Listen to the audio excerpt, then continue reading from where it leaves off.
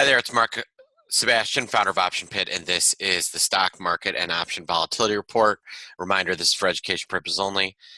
Shouldn't be considered investment advice. Options have risk.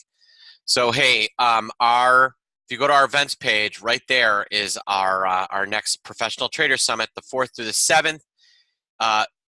Be there or be square, clearly written by someone from the 80s.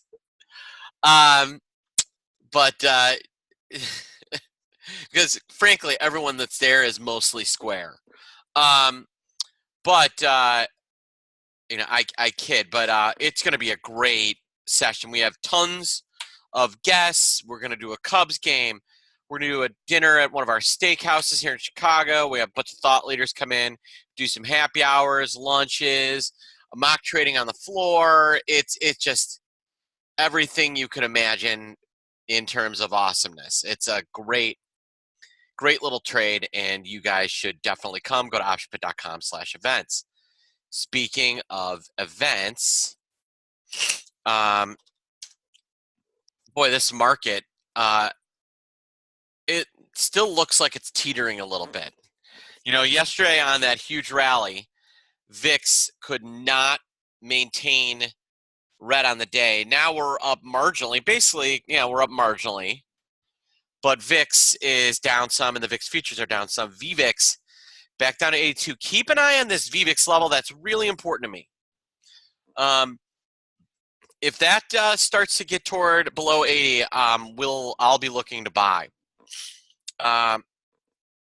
Tesla. Yeesh. Ugly day for Tesla. And it's what I tell people constantly is if you look at Leap Open Interest in Tesla, there's always a bunch of open interest on these way out of the money puts, that don't cost very much. And people say, well, why is that? And the answer is because people are worried they're going to go out of business. Another one that's been kind of rough is GameStop. That's one that's heavily shorted that I'm kind of keeping an eye on. WBA, which got punched in the face the last few weeks, looks to have finally stabilized. Apple looks strong. Disney looks strong. Disney looks really strong.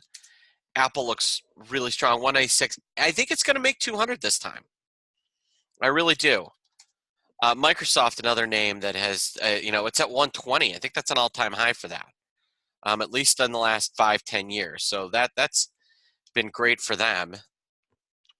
Even Amazon and Google are continue to be not in bad shape.